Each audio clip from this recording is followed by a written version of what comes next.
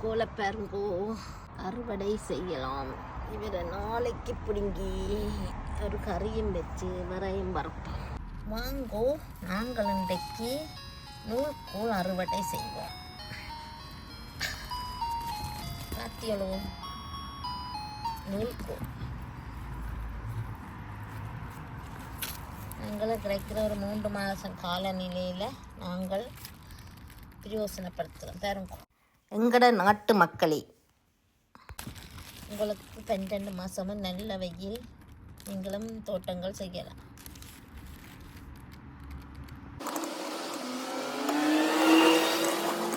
இப்போ இந்த அடியே வெட்டவான், அப்படி பிடிச்சி வெட்டிட்டு வா இல்லையா.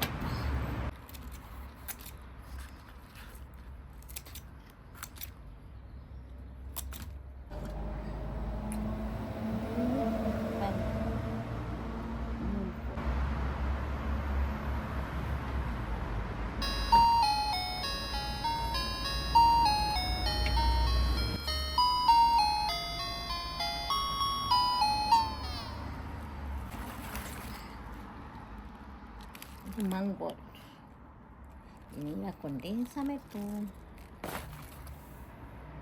நூல்கோலை இப்போ நூல்கோலை கழுவி வடிய விட்டுக்கலாம். இனி எப்படி வரை செய்வதாண்டு. இப்போ உளுத்தம்பருப்பு போடுவோம். எண்ணெய் கொதித்ததும் உளுத்தம்பருப்பு, அதுக்கப்புறம் கொஞ்சம் கடுகு போடுவோம் படிக்கட்டும்.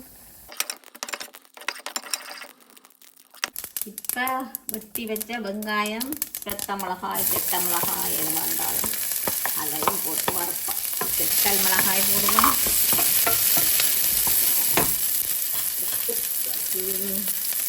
இந்த பெருஞ்சீரகம் போடுவோம். சொட்டு நச்சீரகம் போடுவோம்.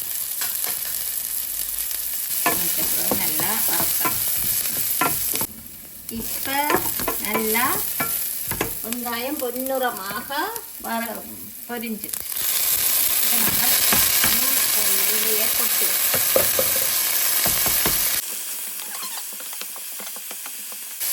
இதுக்கு தேங்காய் போட்டோம். உப்பு போடுவோம். சொட்டு மஞ்சள் போடுவோம். நல்லா வதக்கு. ஒரு சின்ன வேலை, என்ன நேரம் தெரியல இல்லைதானே. ஒரு கிழங்குல வந்தே இல்லை, அது 2 பேர் காணும். கொஞ்சம்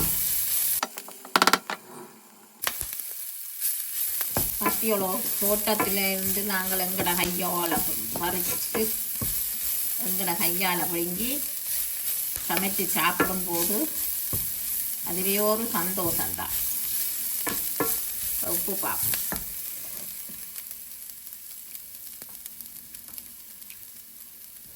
நல்லா இருக்கு. உப்பு குப்பெல்லாம் கணக்கு நல்லாவும் இருக்கிறது. சோத்தோடு சாப்பிட சுடு சோறு போட்டு சாப்பிடுங்க. நல்லா இருக்கு, உடம்புக்கு மிகவும் நல்லது.